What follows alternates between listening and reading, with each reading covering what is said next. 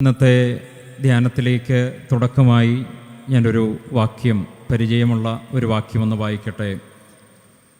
എബ്രായ ലേഖനം 13-ാം അധ്യായം 7-ാം വാക്യം. നിങ്ങളോട് ദൈവവചനം പ്രസംഗിച്ച് നിങ്ങളെ നടത്തിയവരെ ഓർത്തുകൊള്ളുവീൻ. അവരുടെ ജീവാവസാനം ഓർത്ത് അവരുടെ വിശ്വാസം അനുകരിപ്പീൻ. ബൈബിൾ സൊസൈറ്റിയുടെ പുതിയ വേർഷനിൽ ഈ ജീവാവസാനം ഓർത്ത് എന്നുള്ളതിന് മറ്റൊരു പ്രയോഗം കാണുവാൻ കഴിയും. അവരുടെ ജീവിതത്തിൻ്റെ സഫലതയോർത്ത് അവരുടെ വിശ്വാസം അനുകരിപ്പീൻ. ക്രിസ്തുവിൽ വസിച്ച് നന്നായി വളർന്ന് ഫലം കായ്ച്ച ശ്രേഷ്ഠനായ പുണ്യവാളനായിരുന്നു പരിശുദ്ധ പരമല തിരുമേനി എന്നുള്ളത് നമുക്കറിയാം. 54 വയസ്സ് മാത്രം. 1848 മുതൽ 1902 വരെയുള്ള ജീവിതം. ലഭ്യമായ സമയം ദൈവകൃപയിൽ നിരന്തരം ആശ്രയിച്ചും ദൈവസംസർഗത്തിലും ദൈവികമായി വളർന്ന് മനുഷ്യന് എത്രയധികം ആയിത്തീരാം എന്നുള്ളത് തെളിയിച്ചു തന്ന വിശുദ്ധനാണ് പരിശുദ്ധ പരമല തിരുമേനി.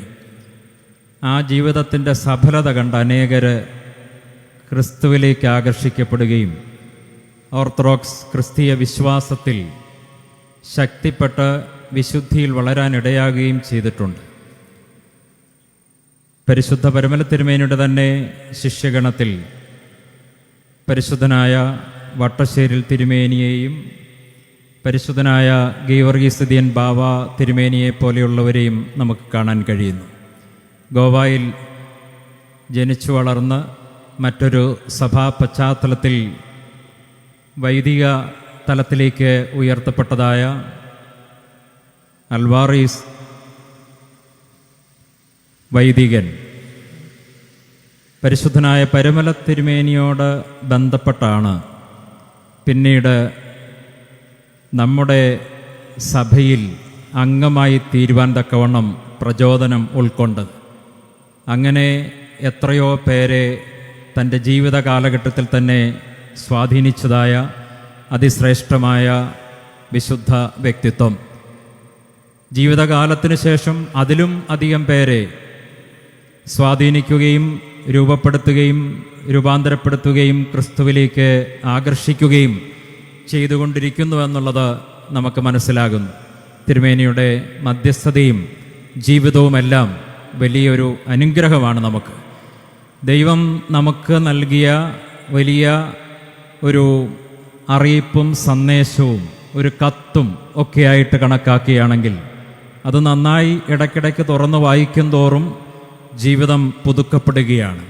ഓരോ പെരുന്നാൾ വരുമ്പോഴും വീണ്ടും പുതുക്കപ്പെടാനും വിശുദ്ധീകരിക്കപ്പെടാനും ദൈവം അവസരം നൽകുകയാണ്.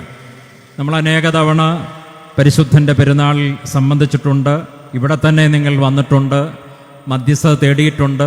വീണ്ടും ലഭിക്കുന്ന അവസരം, വീണ്ടും പുതുക്കത്തിൻ്റെ സന്ദർഭം. നമുക്കറിയാം, സഭയിലെ കൂദോശീത്തോ, സഭയുടെ ശുദ്ധീകരണം, അത് ഇന്ന് രാവിലെ നിങ്ങൾ കേട്ടു, ആചരിക്കപ്പെട്ടു. അതും ഈ പരിശുദ്ധൻ്റെ ഓർമ്മയും ഏകദേശം ഒരേ സമയത്താണ് വരുന്നത്.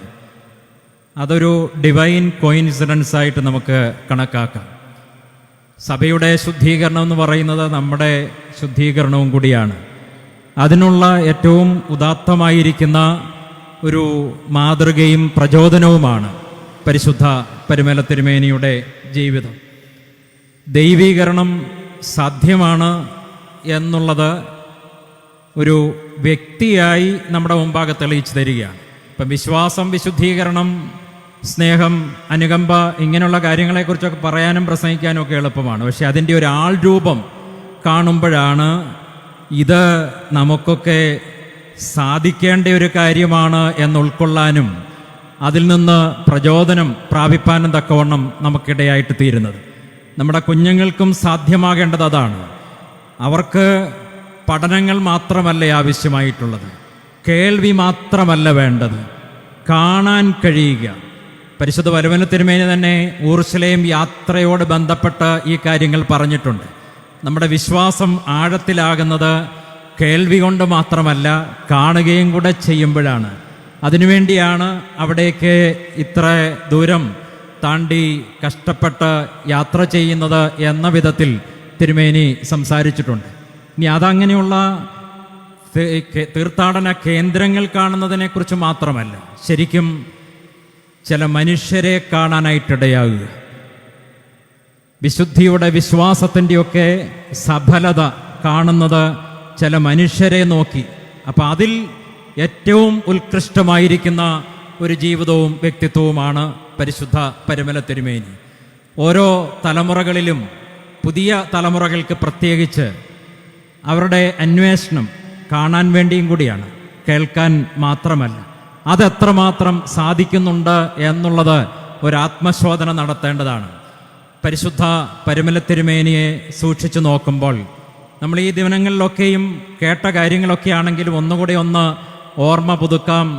ഏതാനും കാര്യങ്ങൾ നമ്മുടെ ജീവിതത്തെയും പ്രചോദിപ്പിക്കത്തക്ക വിധത്തിലുള്ളത്. ഒന്ന്, ഒരു സ്വപ്നത്തിൻ്റെ മനുഷ്യനായിരുന്നു പരിശുദ്ധൻ. He was a man of dreams. അത് സുവിശേഷാനുസൃതമായിരിക്കുന്ന സ്വപ്നങ്ങൾ. നമുക്കെല്ലാം സ്വപ്നങ്ങളുണ്ട്. നമ്മുടെ കുഞ്ഞുങ്ങൾക്കും ഇപ്പോൾ ഒത്തിരിയും സ്വപ്നങ്ങൾ, മറ്റ് രാജ്യങ്ങളിലേക്ക് പോകണം, അല്ലെങ്കിൽ അതുപോലെ എത്ര സ്വപ്നങ്ങളാണ് അങ്ങനെ പൊക്കോണ്ടുപോയിരിക്കുകയാണ്.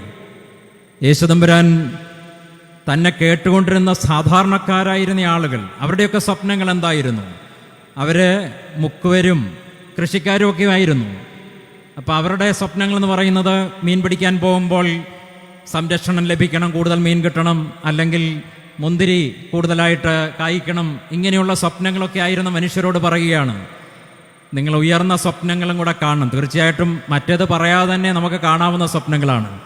എന്നാൽ മശിഹാ തമ്പുരാൻ ഓർപ്പിക്കുകയാണ്, മുമ്പേ അവൻ്റെ രാജ്യവും നീതിയും അന്വേഷിപ്പീൻ. ഞാനിപ്പോൾ കുഞ്ഞുങ്ങളോടൊക്കെ പലയിടത്തും പറയുന്ന ഇതാണ്. അവരൊക്കെ ഓസ്ട്രേലിയക്കും ന്യൂസിലൻഡിനും കാനഡയ്ക്കും എല്ലാം പോകാൻ തത്രപ്പെടുന്നു, പൊക്കോണ്ടിരിക്കുന്നു. എവിടെ പോയാലും മുമ്പേ അവൻ്റെ രാജ്യവും നീതിയും അന്വേഷിക്കാൻ തക്കവണ്ണമുള്ള ഒരു സ്വപ്നമുണ്ടാകണം. ഭൗതിക സുഖസൗകര്യങ്ങളുടെ വർധനവിനെ സംബന്ധിച്ചുള്ള സ്വപ്നങ്ങൾ കാണുവാനായിട്ടാണ് പൊതുവെ സെക്കുലർ സമൂഹം നമ്മളെ നിരന്തരം ഓർമ്മിപ്പിച്ചുകൊണ്ടിരിക്കുന്നത്.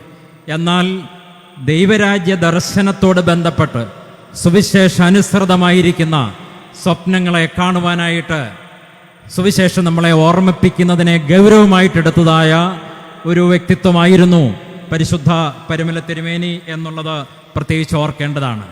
തൻ്റെ വ്യക്തിജീവിതത്തെ സംബന്ധിച്ച്, തൻ്റെ കുടുംബത്തെക്കുറിച്ചെന്ന് പറഞ്ഞാൽ മെത്രാപ്പോലീത്തായിക്ക്, സന്യാസിക്ക് എന്താ കുടുംബമുണ്ടോ? പക്ഷെങ്കിൽ ഇവിടെ ഈ പരിശുദ്ധൻ തൻ്റെ ചാതുര്യത്തിൽ കുടുംബത്തിലെ അംഗങ്ങളുടെ ജീവിതത്തെക്കുറിച്ചും ആ കുടുംബത്തിൻ്റെ സാക്ഷ്യത്തെക്കുറിച്ചും നിരന്തരം സ്വപ്നം കണ്ടിരുന്നു. എത്രയോ എഴുത്തുകളാണ് വീട്ടിലേക്ക് എഴുതിയിരിക്കുന്നത് ഇന്ന് ലഭ്യമായിട്ടുള്ളത്.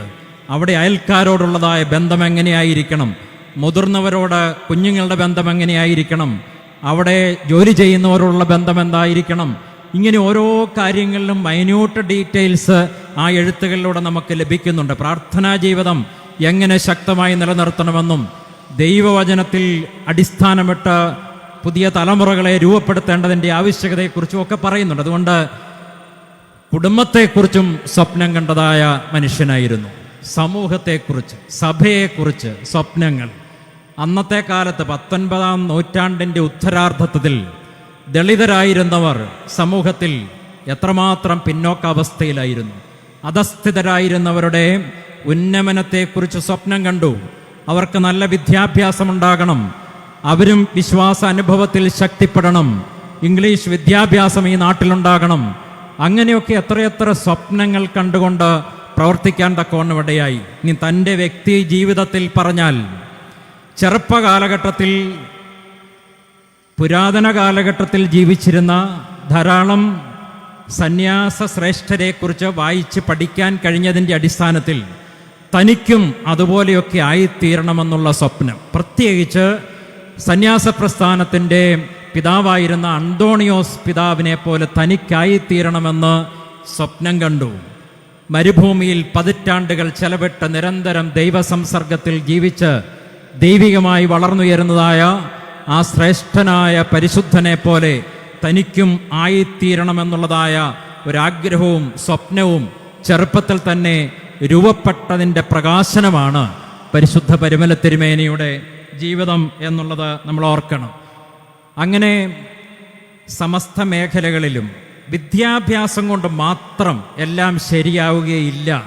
വിദ്യാഭ്യാസവും പ്രാർത്ഥനയും ആത്മീയ ജീവിതവും എല്ലാം സമന്വയിപ്പിക്കുന്ന ജീവിതങ്ങൾ ഉണ്ടാകണമെന്ന് തിരുമേനി സ്വപ്നം കാണുകയും അതിന് തന്നെ ഒരു മാതൃകയാക്കി രൂപപ്പെടുത്തുകയും ചെയ്തു എന്നുള്ളത് ശ്രദ്ധേയമായിരിക്കുന്ന കാര്യമാണ്.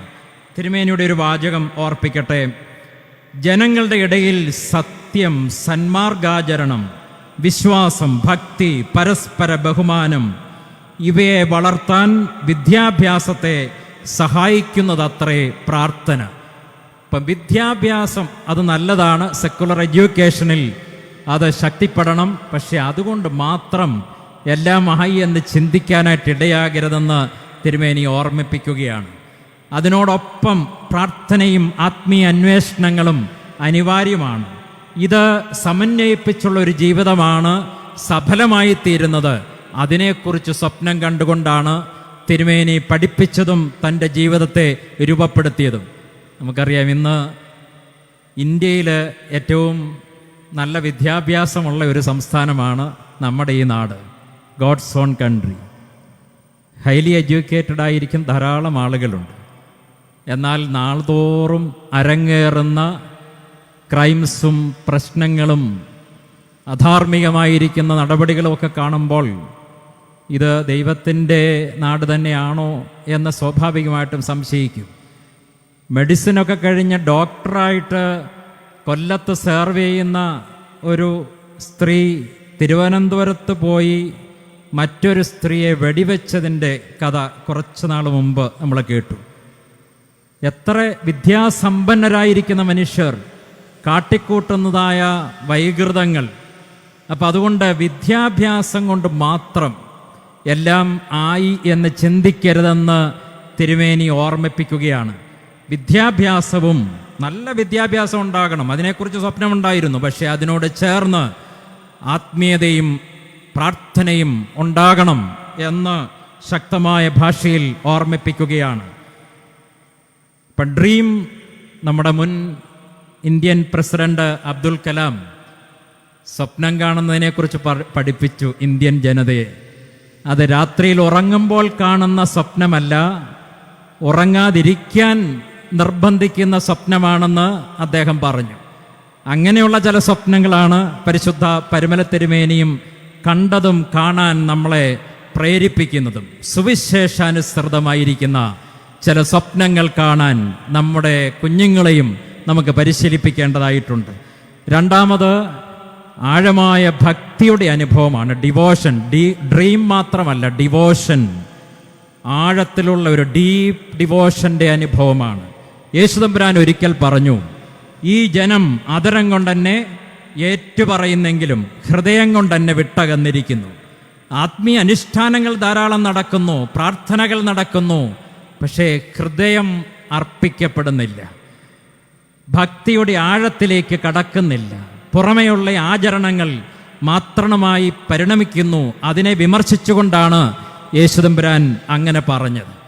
എന്നാൽ ഈ പരിശുദ്ധൻ തെളിയിച്ചു തന്നത് ഹൃദയവും ആത്മാവും എല്ലാം അർപ്പിച്ച് പൂർണ്ണ ഹൃദയത്തോടെ, പൂർണ്ണ ആത്മാവോടെ, പൂർണ്ണ മനസ്സോടെ ദൈവത്തെ സ്നേഹിക്കുന്നത് എങ്ങനെയാണെന്ന് തെളിയിച്ചു തന്നു. പരിശുദ്ധൻ്റെ ഊർസ്ലേം യാത്രാവിവരണത്തിലെ 1-2 വാചകങ്ങൾ. അവിടെ ഓരോ പുണ്യസ്ഥലങ്ങളിലും ഞങ്ങൾ പ്രാർത്ഥിച്ചപ്പോൾ ഞങ്ങൾക്കുണ്ടായ മനസ്സിളക്കവും പാപവിചാരവും അനുതാപവും ഭക്തിയും ഞങ്ങളുടെ ആയുസ്സിൽ ഒരിക്കലും അനുഭവിച്ചിട്ടില്ലാത്ത വിധത്തിലായിരുന്നു. ഞങ്ങളുടെ മനസ്സ് ദൈവത്തിൽ ലയിച്ചതുപോലെ തോന്നി. ഞങ്ങളുടെ മനസ്സ് ദൈവത്തിൽ ലയിച്ചതുപോലെ തോന്നി. അവിടെ നിന്നും എഴുന്നേൽക്കാതെ സദാ പ്രാർത്ഥിച്ചുകൊണ്ട് കിടന്നാലോ എന്ന് തോന്നി. ഞങ്ങളുടെ മനസ്സുരുകി. പാപബോധമുണ്ടായി. എത്ര ആഴമായിരിക്കുന്നൊരു ഭക്തിയുടെ പ്രേമഗീതമാണ് ഇവിടെ നമുക്ക് കേൾക്കുവാനായിട്ട് കഴിയുന്നത്. നാഥനെ പരമാനന്ദമായി കരുതി, സർവസ്വമായി കരുതി ആരാധിക്കുന്ന, പ്രാർത്ഥിക്കുന്ന ഒരാത്മാവിൻ്റെ ശബ്ദമാണ് നമുക്കിവിടെ കേൾക്കുവാനായിട്ട് കഴിയുന്നത്. കർത്താവ് നടന്ന സ്ഥലങ്ങളിലൂടെ നടന്നു, പ്രാർത്ഥിച്ച ഗത്സമനയിൽ പോയി, തിരുവത്താഴം ഒരുക്കിയ സ്ഥലത്ത് ചെന്നു. അവിടെയെല്ലാം ചെന്ന് വീണ് കിടക്കുകയാണ്. ആത്മാവ് ലയിച്ചു ചേരുകയാണ്, കരയുകയാണ്, മനസ്സുരുകുകയാണ്, അനുതപിക്കുകയാണ്. ഇതാണ് ഭക്തിയുടെ അനുഭവം. ബഹുമാനപ്പെട്ട ജോൺ ശങ്കരത്തിൽ കോർപ്പിസ്കോപ്പാച്ചനുമൊക്കെ വളരെയധികം തവണ അവിടെയെല്ലാം പോകാൻ, അനേകരെ അവിടെ കൊണ്ട് കാണിക്കാനുമൊക്കെ ഇടയായിട്ടുണ്ടല്ലോ. തിരുമേനി അന്ന് ഇതിനകത്ത് പറയുകയും തിരിച്ചു വന്ന് പരുമലയിൽ പ്രസംഗിക്കുകയൊക്കെ ചെയ്തതാണ്. അവിടെ പോയി കാണണം, കാണുന്നതോടുകൂടി വിശ്വാസം കുറേയും കൂടെ ശക്തിപ്പെടാൻ തക്കവണ്ണം ഇടയാകുമെന്നുള്ളത് ഇത് കണ്ടതിന് ശേഷം പരിശുദ്ധൻ പലപ്പോഴും ഓർമ്മിപ്പിച്ചിട്ടുള്ളതാണ്. ഈ ഒന്നായി ചേരലിൻ്റെ അനുഭവം, ആചരണങ്ങൾ, പ്രാർത്ഥനകൾ, ആരാധനകൾ ധാരാളം നടക്കുന്നുണ്ടെങ്കിലും സാധ്യമാകുന്നുണ്ടോ എന്നുള്ളത് ചിന്തിക്കണം. നമ്മുടെ കുടുംബ പ്രാർത്ഥനകളുടെ ക്വാളിറ്റിയെക്കുറിച്ച് ചിന്തിക്കണം. ഓരോ പ്രാർത്ഥനാ വാചകങ്ങളും അത് 4-ാം നൂറ്റാണ്ടിൽ എഴുതപ്പെട്ടതായിരിക്കാം, പരിശുദ്ധനായ അപ്രയം എഴുതിയതായിരിക്കാം, ആരെഴുതിക്കൊള്ളട്ടെ, അതിന്ന് ഞാൻ പ്രാർത്ഥിക്കുമ്പോൾ എൻ്റെ സ്വന്തം പ്രാർത്ഥനയാക്കി, ദൈവത്തെ സ്പർശിക്കാനുള്ള വിരലുകളാക്കി ഉപയോഗിക്കാനായിട്ട് കഴിയുന്നുണ്ടോ എന്നുള്ളത് ഒരാത്മശോധന നടത്തേണ്ടതാണ്. അല്ലെങ്കിൽ യേശു പറയും, ഈ ജനം അധരം കൊണ്ടെന്നെ ഏറ്റുപറയുന്നെങ്കിലും ഹൃദയം കൊണ്ടെന്നെ വിട്ടകന്നിരിക്കുന്നു. മിഡീവൽ പീരീഡിൽ ജീവിച്ചിരുന്നതായ ഒരു ബൈസന്റിയൻ ഓർത്തഡോക്സ് തിയോളജിയൻ ആയിരിക്കുന്ന കാബാസിലാസ് ഉപയോഗിക്കുന്ന ഒരു ഉപമ എങ്ങനെയാണ്? ഒരു വെള്ളത്തുള്ളി സുഗന്ധം നിറച്ചു വെച്ചിരിക്കുന്ന ഒരു പാത്രത്തിലേക്ക്, ആ സുഗന്ധത്തിലേക്ക് വീഴുന്നുവെന്ന് വിചാരിക്കുക. അവിടെ ഒരു നിമിഷം കൊണ്ട് ആ വെള്ളത്തുള്ളിയും സുഗന്ധത്തിൽ വീണ് സുഗന്ധമായി, പെർഫ്യൂമായി മാറുകയാണ്. ഇതാണ് ലയിച്ചു ചേരുന്ന അനുഭവം എന്ന് പറയുന്നത്. ആത്മാവ് ദൈവത്തിലേക്ക് ബന്ധപ്പെട്ട് ദൈവാനുഭവത്തിലേക്ക് വന്നു കഴിയുമ്പോൾ ക്രമേണ ഇനി ജീവിക്കുന്നത് ഞാനല്ല, ക്രിസ്തുവത്രേ ജീവിക്കുന്നത് എന്ന് പറയാതെ പോലും മറ്റുള്ളവർക്ക് ഫീൽ ചെയ്യുന്ന ഒരു അനുഭവം. ഇതാണ് ഈ പരിശുദ്ധനിലൂടെ തെളിഞ്ഞു വന്നതെന്നുള്ളത് നാം ഓർക്കേണ്ടതായ കാര്യമാണ്. ശ്രീരാമകൃഷ്ണ പരമഹംസർ ഉപയോഗിക്കുന്ന ഒരു ഉപമ എങ്ങനെയാണ്? ഒരു തേനീച്ച മൂളിപ്പറന്ന് പൂവിലേക്ക് വന്നിരുന്ന് അതിൻ്റെ കൊമ്പ് തേനിൽ സ്പർശിച്ചു തുടങ്ങുമ്പോൾ അതിൻ്റെ ചിറകടിയുടെ ശബ്ദമൊക്കെ നിലയ്ക്കുന്നു. ശാന്തമായി നിശബ്ദതയിൽ അതങ്ങനെ ആസ്വദിച്ചു തുടങ്ങുകയാണ്. ഇതുപോലെ എൻ്റെ ആത്മാവ് ദൈവത്തെങ്കിലേക്ക് ചെന്നിരിക്കുമ്പോൾ അതാണ് സായുജ്യം, സന്തോഷം. 43-ാം സങ്കീർത്തനത്തിൽ നമ്മൾ വായിക്കുന്നുണ്ട്, എൻ്റെ പരമാനന്ദമായ ദൈവത്തെങ്കിലേക്ക് ഞാൻ ചെല്ലും. 43-ാം സങ്കീർത്തനം 4-ാം വാക്യം. അതിനു മുമ്പാണ്, മാൻ നീർത്തോടുകളിലേക്ക് ചെല്ലാൻ കാംക്ഷിക്കുന്നത് പോലെ എൻ്റെ ഉള്ളം എൻ്റെ ദൈവത്തോട് ചേരാൻ കാംക്ഷിക്കുന്നു എന്ന് പറയും. നമുക്ക് ദാവീദിനിത് നല്ല പരിചയമുള്ള ഒരു കാര്യമാണ്. ആടിനെയൊക്കെ തീറ്റി നടക്കുമ്പോൾ കണ്ടിട്ടുണ്ട്, മാൻ വെള്ളത്തിന് വേണ്ടി ഓടി ഓടി ഓടി നടന്ന അവസാനം നീർത്തോട് കണ്ട് അതിൻ്റെ അടുക്കിലേക്ക് ചെന്ന് ആർത്തിയോടെ വലിച്ചു കുടിക്കുന്നത്. ഇതുപോലെ എൻ്റെ ആത്മാവെൻ്റെ ദൈവത്തോട് ചേരാൻ കാംക്ഷിക്കുന്നുവെന്ന് ഓർപ്പിക്കുകയാണ്. അതുപോലത്തെ ഒരനുഭവമാണ് ഇവിടെ പരിശുദ്ധനിൽ, അദ്ദേഹത്തിൻ്റെ പ്രാർത്ഥനയിൽ, ആരാധനയിൽ ഒക്കെ നമുക്ക് കാണുവാൻ കഴിയും. നിശബ്ദതയ്ക്ക് വളരെ പ്രാധാന്യം കൊടുത്തിരുന്നു. പരിശുദ്ധനായ അന്തോണിയോസിനെ പോലെ വെട്ടിക്കൽ ദേറായിലും പരുമലയിലും ഒക്കെ എത്രയോ ദിവസങ്ങൾ, മണിക്കൂറുകൾ നിശബ്ദതയിൽ ചെലവിടുന്നു. ചില സന്ദർഭങ്ങളിൽ കാണാൻ ചെല്ലുന്നവർക്ക് കാണാൻ പോലും പറ്റാത്ത വിധത്തിൽ അകത്തളങ്ങളിൽ നിശബ്ദതയിൽ മാത്രം ചെലവിടുന്നു. ആ നിശബ്ദതയുടെ ആഴത്തിൽ തേനീച്ച പൂവിൽ വന്നിരുന്നത് പോലെയുള്ള ഒരനുഭവത്തിൽ ആസ്വദിച്ച് സായുജ്യമടയുന്ന അനുഭവമായിരുന്നു. കരിക്കട്ട തീക്കട്ടയോട് ചേർത്ത് പിടിക്കുമ്പോൾ കരിക്കട്ടയും തീക്കട്ടയായിട്ട് മാറുകയാണ്. ഇതുപോലെയാണ് ക്രിസ്തുവുമായി തന്നെ ആ നിശബ്ദതയുടെ ആഴങ്ങളിൽ ആത്മീയ അന്വേഷണങ്ങളുടെ പാരമ്യത്തിൽ ചേർത്ത് പിടിച്ചപ്പോൾ തൻ്റെ ജീവിതവും ആ ഭാവത്തിലേക്ക് മാറിത്തീർന്നത് എന്നുള്ളത് നമ്മൾ ഓർക്കേണ്ടതാണ്. മൂന്നാമത്, ഈ പരിശുദ്ധനിലൂടെ നമ്മൾ വായിച്ച് മനസ്സിലാക്കുന്നത് ഡ്രീം ഡിവോഷൻ കഴിഞ്ഞ ഡൂയിങ് എന്നുള്ളതാണ്. സ്നേഹത്തിൻ്റെ കഥകൾ പറയുകയും പഠിപ്പിക്കുകയും മാത്രമല്ല, ആചരിക്കുന്ന വ്യക്തിയായി മാറുകയാണ്. വിശുദ്ധിയുടെ ആചരണമാണ്, നടപ്പാക്കലാണ്, പ്രവൃത്തിയാണ്. യേശുദമ്പുരാൻ പറഞ്ഞൊരു വാചകം ഇങ്ങനെയാണ്: നിങ്ങളെന്നെ സ്നേഹിക്കുന്നുവെങ്കിൽ എൻ്റെ വചനം പ്രമാണിക്കും. എൻ്റെ പിതാവ് അവനെ സ്നേഹിക്കും, ഞങ്ങൾ അവൻ്റെ അടുക്കൽ വന്ന് അവൻ്റെ കൂടെ വാസം ചെയ്യും. വിശുദ്ധ യോഹന്നാൻ്റെ സുവിശേഷം 14 അധ്യായം 23 വാക്യം. അതവിടെ മാത്രമല്ല, അനേക ഇടങ്ങളിൽ ആവർത്തിക്കുന്ന ഒരു കാര്യമാണ്. എന്നെ സ്നേഹിക്കുന്നുവെങ്കിൽ എൻ്റെ വചനം പ്രമാണിക്കും. ക്രിസ്തുവിൻ്റെ പ്രബോധനങ്ങളിൽ ഈ ചെയ്യുക, ഡൂയിങ് എന്നുള്ളതിന് ഭയങ്കര ഇമ്പോർട്ടൻസ് ഉണ്ട്. പ്രവർത്തിക്കുക എന്നുള്ളതിൻ്റെ പ്രാധാന്യം. ഒരിക്കൽ യേശുദമ്പുരാൻ ഇങ്ങനെ പ്രസംഗിച്ചുകൊണ്ട് നിൽക്കുമ്പോൾ ഒരു സ്ത്രീ ഇടയ്ക്ക് ചാടി എഴുന്നേറ്റിട്ട് യേശുവിനെ നോക്കി പറഞ്ഞു, നിന്നെ വഹിച്ച ഉദരവും നീ കുടിച്ച മുലകളും ഭാഗ്യമുള്ളവ. ക്രിസ്തു സ്പോണ്ടേനിയസ് ആയിട്ട് തിരിച്ചു പറഞ്ഞ കാര്യം, എൻ്റെ പിതാവിൻ്റെ ഇഷ്ടം ചെയ്യുന്നവരാണ് ഭാഗ്യമുള്ളവർ. അമ്മയുടെ സ്ഥാനത്തേക്ക് അങ്ങനെയുള്ളവർക്കൊക്കെ ഉയർത്തപ്പെടാനുള്ള ഒരു സാധ്യതയുണ്ട്. ബയോളജിക്കൽ മദറായിട്ട് ഒരാളെ ഉള്ളൂ. എന്നാൽ ആ അമ്മയുടെ സ്ഥാനത്തേക്ക് ഉയർത്തപ്പെടുന്നത് ദൈവത്തിൻ്റെ ഇഷ്ടം ചെയ്യുമ്പോഴാണെന്ന് പറഞ്ഞു. മറ്റൊരവസരത്തിൽ പ്രസംഗിച്ചുകൊണ്ട് നിൽക്കുമ്പോഴാണ് കുറച്ച് പേര് വന്നിട്ട് പറയുന്നത്, പുറത്ത് അമ്മയും സഹോദരങ്ങളും വന്ന് നിൽക്കുന്നു. ഉടനെ യേശു പെട്ടെന്ന് പറഞ്ഞത്, ആരാണ് എൻ്റെ അമ്മ, ആരാണ് എൻ്റെ സഹോദരങ്ങൾ? എൻ്റെ പിതാവിൻ്റെ ഇഷ്ടം ചെയ്യുന്നവരത്രേ. ചെയ്യുക എന്നുള്ളതിൻ്റെ ഇമ്പോർട്ടൻസ് വളരെ ശക്തമാണ്. മറ്റൊരിടത്ത് പറയുകയാണ്, വിശുദ്ധ മത്തായിയുടെ സുവിശേഷം 5 അധ്യായം 16 വാക്യം,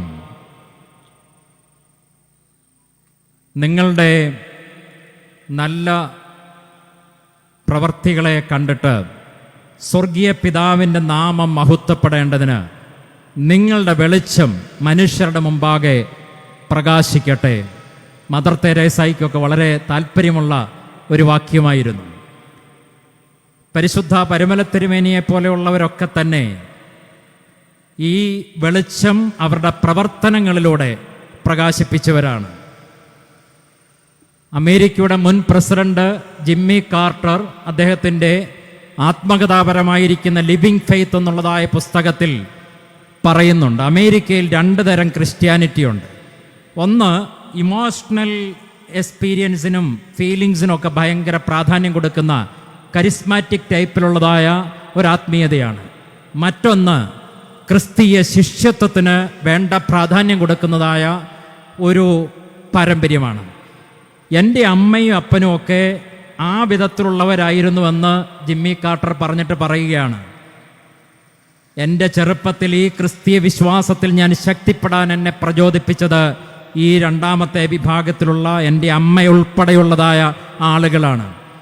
അവർ യേശുവിൻ്റെ വചനങ്ങളെ ചർച്ച ചെയ്യുകയോ വെറുതെ പ്രാർത്ഥനകളിൽ കർത്താവേ കർത്താവേ എന്ന് വിളിക്കുകയോ മാത്രമല്ല, അതനുസരിച്ച് പ്രവർത്തിക്കാൻ തക്കവണ്ണം ശ്രദ്ധ വെച്ചത് എൻ്റെ ജീവിതത്തെ സ്വാധീനിച്ചു.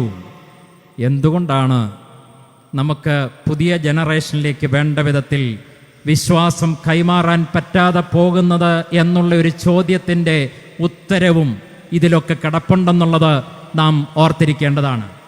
പരിശുദ്ധൻ കാരുണ്യത്തിൻ്റെ അനുകമ്പയുടെ ആൾ രൂപമായിരുന്നു, പ്രവർത്തനമായിരുന്നു. കുന്നിക്കുരുടി പള്ളിയിലേക്കുള്ളതായ ഘോഷയാത്രയിൽ മറ്റ് മെത്രാപ്പോലിത്തന്മാരുടെ ഒപ്പം പോകുമ്പോഴാണല്ലോ പ്രതിയോഗികൾ ചാണകമെറിഞ്ഞതും തിരുമേനിയുടെ കുപ്പായത്തിൽ പതിഞ്ഞതും സംഘർഷപൂരിതമാകേണ്ട ഒരു സാഹചര്യം. തിരുമേനി ഇറങ്ങി എല്ലാവരെയും സാന്ത്വനിപ്പിച്ച് സാഹചര്യത്തെ ശാന്തമാക്കി, ക്ഷമിച്ചു, അനുഗ്രഹിച്ചു പോവുകയാണ്. കർത്താവ് പറഞ്ഞത്, bless those who curse you, ശപിക്കുന്നവരെ അനുഗ്രഹിപ്പിൻ. ഇത് തിരുമേനി അന്വർത്ഥമാക്കി. അതിൻ്റെ പിന്നാലെയാണ് പ്രതിയോഗികൾ പോലും പശ്ചാത്തപിച്ചുകൊണ്ട് വടക്കവിടെ കാവുങ്കര ചന്തയിൽ ഒരു കുരിശടി ഉണ്ടാക്കിയത് ഇന്നും അവിടെ കാണാൻ കഴിയും. അതിൻ്റെ ഓർമ്മയാണ്. എത്രയെത്ര പ്രവർത്തനങ്ങൾ. തുമ്പമണ്ണിൽ വസൂരി ബാധിച്ച് ധാരാളം ആളുകൾ മരണപ്പെട്ടു. അന്ന് വേണ്ട രീതിയിലുള്ള ചികിത്സ പോലുമില്ല. അങ്ങനെയുള്ള സന്ദർഭത്തിൽ വീട് വീടാന്തരം കയറി ഇറങ്ങി പരിശുദ്ധ പാമ്പാടി തിരുമേനി കുന്നംകുളത്തിന് പോയതുപോലെ അവിടെ ജാതി മതഭേദമന്യേ എല്ലാ വീടുകളിലും കയറി ഇറങ്ങി പ്രാർത്ഥിച്ചു, അനുഗ്രഹിച്ചു. ആ വലിയ ബാധ മാറിക്കിട്ടി. ഭയം കൂടാതെ കാരുണ്യത്തിൻ്റെ പ്രേരണയിൽ, സ്നേഹത്തിൻ്റെ നിർബന്ധത്തിൽ അങ്ങനെയുള്ള മേഖലകളിലേക്ക് ഇറങ്ങി പ്രവർത്തിക്കുകയാണ് ചെയ്യുന്നത്. തിരുമേനി വീട്ടിലേക്ക് എഴുതിയ ഒരെഴുത്തിൽ ഇങ്ങനെ പരാമർശിക്കുന്നു: കുടുംബത്തിലെ വൃദ്ധന്മാരും വൃദ്ധസ്ത്രീകളുമായിരിക്കുന്നവരെ പോഷിപ്പിക്കുന്നതും അവരെ സന്തോഷിപ്പിക്കുന്നതും നമുക്കും വലുതായ ഒരു നിക്ഷേപമാകുന്നുവെന്ന് ഓർക്കണം.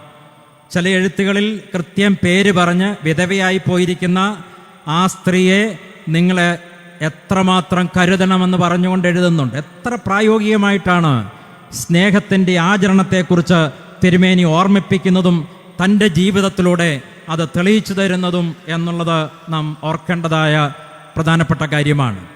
ഇനിയും സമൂഹത്തിൽ വിദ്യാഭ്യാസം ഉണ്ടാകണമെന്നൊക്കെ കൽപ്പന ഇറക്കുകയോ പ്രസംഗിക്കുകയോ മാത്രമല്ല, അതിനുവേണ്ടി എന്തെല്ലാം അത്യധ്വാനമാണ് ആ പിതാവ് ചെയ്തതെന്നുള്ളത് ഓർക്കണം. തിരുവല്ലയിലെ ഇപ്പോഴത്തെ MGM സ്കൂളിൻ്റെ ആരംഭം കുറിച്ചത് തിരുമേനിയുടെ സ്വപ്നവും ശ്രദ്ധയും ശ്രമവുമായിരുന്നു. ഇതുപോലെ കേരളത്തിൽ പലയിടങ്ങളിൽ മുളന്തുരുത്തിയിലും കുന്നംകുളത്തും അങ്ങനെ തുമ്പമൺ പള്ളിയോട് ബന്ധപ്പെട്ടും ഒക്കെയുള്ളതായ സ്കൂളുകൾ ഇങ്ങനെ പ്രവർത്തനങ്ങളിലൂടെ, സുവിശേഷത്തിൻ്റെ പ്രവർത്തനങ്ങളിലൂടെ ദൈവനാമത്തെ മഹത്വപ്പെടുത്താൻ തക്കവണ്ണം ശ്രമിച്ചതായ ഒരു വ്യക്തിത്വം. ഇതിനൊക്കെ സഹായകരമായി തീരുന്ന 2 ഡിയും കൂടെ ഞാൻ ഓർപ്പിക്കുകയാണ്. ഇതുവരെ ഞാൻ ഓർപ്പിച്ചത് ഡ്രീം, ഡിവോഷൻ, ഡൂയിങ്. ഇനി ഡിസിപ്ലിൻ. തികഞ്ഞ ശിക്ഷണത്തിൻ്റെ മനുഷ്യനായിരുന്നു. നിഷ്ഠയുള്ള ജീവിതം, സ്ഥിരോത്സാഹത്തോടെ നിഷ്ഠ ആത്മീയ അനുഷ്ഠാനങ്ങൾ നിറവേറ്റി ആത്മനിയന്ത്രണത്തോടെ നല്ല ഡിസിപ്ലിനുള്ളതായ ഒരു ജീവിതം. There is no success without discipline. Profession ഏതുമായിക്കൊള്ളട്ടെ, ഏത് തലങ്ങളിലുള്ള മനുഷ്യരുമായിക്കൊള്ളട്ടെ, ഡിസിപ്ലിൻ ഇല്ലാതെ ഒരു വിജയമില്ല എന്നുള്ളത് ഒരു യൂണിവേഴ്സൽ ട്രൂത്താണ്. തിരുമേനി അതിനെ ആത്മീയ തലത്തിലും ജീവിതത്തിൻ്റെ സമസ്ത മേഖലകളിലും നമുക്ക് തെളിയിച്ചു തരികയാണ്. പ്രാർത്ഥന, ഉപവാസം, ജാഗരണങ്ങൾ, അനുതാപം, ഇതെല്ലാം നിഷ്ഠയോടെ സ്ഥിരോത്സാഹത്തോടെ നിറവേറ്റി എന്നുള്ളതാണ്. കോവിഡ് കാലത്ത് ആദ്യമായിട്ട് നാട്ടിൽ വന്ന് വെറുതെ ഇരുന്നപ്പോൾ ഒരു കൃഷി എക്സ്പെരിമെൻ്റൊക്കെ ഞാൻ നടത്തി. മറ്റു വലിയ പരിപാടികളൊന്നും ഇല്ലായിരുന്നല്ലോ. ആദ്യത്തെ എക്സൈറ്റ്മെൻറ്റിന് പലതും നട്ടു. അതൊക്കെ വളർന്നു വരുന്നത് കാണാനൊക്കെ സന്തോഷമാണ്. പക്ഷെങ്കിൽ മുന്നോട്ട് പോയപ്പോൾ മറ്റു പല കാര്യങ്ങളിലും ശ്രദ്ധിച്ച് ഇടയ്ക്കിടയ്ക്ക് ഇതൊക്കെ അങ്ങ് വിട്ടുപോയി. കളകേറി മറ്റ് പല പ്രശ്നങ്ങളുമായി വേണ്ട രീതിയിലൊന്നും ഫലം കായ്ച്ചില്ല. ഒരു കർഷകൻ എത്ര ശ്രദ്ധയോടെയാണ് സ്ഥിരമായി തൻ്റെ കൃഷിയെ പരിപാലിച്ച് വളർത്തുന്നത്. എത്ര പുല്ല് പറിച്ചാലും എത്ര കള പറിച്ച് കളഞ്ഞാലും വീണ്ടും വീണ്ടും കള കയറും. എബ്രായ ലേഖനം 12-ാം അധ്യായം 1-ാം അധ്യായത്തിൽ ഓർപ്പിക്കുകയാണ്: നിന്റെ ഓട്ടം സ്ഥിരതയോടെ ഓടുക. സ്ഥിരതയോടെ, സ്ഥിരോത്സാഹത്തോടെ, മടുത്തുപോകാതെ വീണ്ടും വീണ്ടും അതിൽ ശ്രദ്ധിച്ചുകൊണ്ട് അങ്ങനെയുള്ളതായ ഒരു ഡിസിപ്ലിൻ്റെ അനുഭവമായിരുന്നു തിരുമേനിയുടെ ജീവിതം. തിരുമേനി പ്രാർത്ഥനയെക്കുറിച്ച് പറഞ്ഞിരിക്കുന്ന വാചകം മിക്കവർക്കും ഹൃദിസ്ഥമാണല്ലോ. പ്രാർത്ഥന ശൈശവത്തിലെ ഉത്സാഹവും യൗവനത്തിലെ ആശ്രയവും വാർദ്ധക്യത്തിലെ സമാധാനവുമാകുന്നു. പ്രാർത്ഥന വാർദ്ധക്യത്തിൽ ചെന്നവർക്ക് മാത്രം മതി എന്നൊക്കെ ചിന്തിച്ചു പോകുന്ന ചില ആളുകളെങ്കിലും ഉണ്ട്. ജീവിതത്തിലുടനീളം അന്ത്യത്തിൽ കണ്ണടയ്ക്കും വരെയും ആത്മീയ അനുഷ്ഠാനങ്ങൾ ക്രിസ്തുവിൽ ശക്തിപ്പെട്ട ക്രിസ്തു എന്ന തലയോളം വളരുവാൻ നമുക്ക് സഹായകരമാകുന്നു എന്നുള്ളതാണ് പ്രധാനപ്പെട്ട കാര്യം. ആത്മനിയന്ത്രണം ഡിസിപ്ലിൻ്റെ ഭാഗമാണ്. സ്വാതന്ത്ര്യത്തെക്കുറിച്ചൊക്കെ വളരെ തെറ്റായ ധാരണകളാണ്. ഈ ക്രിസ്തീയ ശിക്ഷണവും നിയന്ത്രണവും എല്ലാം പറഞ്ഞ് സുഖിക്കാനും സന്തോഷിക്കാനുള്ള അവസരങ്ങളെയൊക്കെ നശിപ്പിച്ചു കളയുകയാണെന്ന് ചിന്തിക്കുന്ന ആളുകളൊക്കെയുണ്ട്. തിരുമേനി അതിനോട് ബന്ധപ്പെട്ട് പറയുന്നുണ്ട്, ആദ്യം ഇങ്ങനെയുള്ള നിയന്ത്രണങ്ങളും ശിക്ഷണങ്ങളും വെക്കുമ്പോൾ പലർക്കും അത് സങ്കടകരമാകും. പക്ഷേ പിന്നീട് അവർ സന്തോഷിക്കാൻ തക്കവണ്ണം ഇടയാകും. എന്നാൽ നേരെ തിരിച്ച് അങ്ങനെയുള്ള നിയന്ത്രണങ്ങളൊന്നും വെക്കാതെ പോകുമ്പോൾ ആദ്യം സന്തോഷമായിരിക്കും, പിന്നീട് ദുഃഖിക്കാൻ തക്കവണ്ണം ഇടയായിട്ട് തീരും. ഇന്ന് സെക്കുലർ മേഖലയിൽ പോലും വളരെ ശക്തമായി ആത്മനിയന്ത്രണത്തെക്കുറിച്ചും ഡിസിപ്ലിനെക്കുറിച്ചും ഒക്കെ പഠിപ്പിച്ചു തുടങ്ങിയിരിക്കുകയാണ്. ഡിസിപ്ലിൻ ഇല്ലാതെ ജീവിത വിജയമില്ല എന്നുള്ളത് തിരിച്ചറിഞ്ഞുകൊണ്ട് വിദേശ രാജ്യങ്ങളിൽ പോലും ഈ കാര്യങ്ങൾ സെൽഫ് കൺട്രോൾ എന്നൊക്കെയുള്ളത് ഇന്ന് കുറേയും കൂടെ ശക്തമായി പഠിപ്പിക്കാൻ തുടങ്ങിയിരിക്കുകയാണ്. ജെ ഷെട്ടി എന്ന് പറഞ്ഞ ഒരു സെക്കുലർ റൈറ്ററുണ്ട്. പക്ഷെ ആത്മീയ കാര്യങ്ങളാണ് അദ്ദേഹം കമ്മ്യൂണിക്കേറ്റ് ചെയ്യാൻ ശ്രമിക്കുന്നത്. അദ്ദേഹത്തിൻ്റെ ഒരു ബുക്കിൻ്റെ title think like a Munk എന്നുള്ളതാണ്. അപ്പോൾ ഈ മൊണാസ്റ്റിക് അസറ്റിക് സ്പിരിച്വാലിറ്റിയൊക്കെ ഈ കാലഘട്ടത്തിൽ ഏതു മനുഷ്യനും ആവശ്യമാണ് എന്ന് തെളിയിക്കുകയാണ് കാലിഫോർണിയയിൽ ജീവിക്കുന്ന Jay Shetty. Think like a monk. Harvard യൂണിവേഴ്സിറ്റിയിൽ ഒരു പഠിപ്പിച്ചിരുന്ന ഒരു പ്രൊഫസർ സ്റ്റീവൻ ബർഗ്ലാസ് എന്ന് പറഞ്ഞതായ അദ്ദേഹം എഴുതിയ ഒരു പുസ്തകത്തിൻ്റെ ടൈറ്റിൽ ഇങ്ങനെയാണ്, ദ സക്സസ് സിൻഡ്രം. അതിൻ്റെ സബ് ടൈറ്റിൽ, അതിൻ്റെ മെയിൻ ടൈറ്റിലാണ് the success syndrome. Sub title കൊടുത്തിരിക്കുന്നത് hitting bottom when you reach the top. Hitting bottom when you reach the top. അമേരിക്കയിലുമൊക്കെയുള്ള വലിയ വലിയ കമ്പനികളുടെ മാനേജേഴ്സായിരിക്കുന്ന CEOs ഒക്കെ ആയിരിക്കുന്ന ആളുകളെയൊക്കെ കേന്ദ്രീകരിച്ചുള്ള ഒരു പഠനമാണ്. വലിയ ബില്യനേഴ്സായി തീർന്നവരാണ്. ലൗകിക തലത്തിൽ വലിയ വലിയ നേട്ടങ്ങൾ കൈവരിച്ച മനുഷ്യരാണ്. പക്ഷെ അതിൻ്റെ ടോപ്പിൽ ചെന്നിട്ട് പല അഡിക്ഷനിലും പെട്ട് താഴേക്ക് വീണുപോയ ദുരന്ത കഥകളാണ് ആ പുസ്തകത്തിൽ പറഞ്ഞിരിക്കുന്നത്.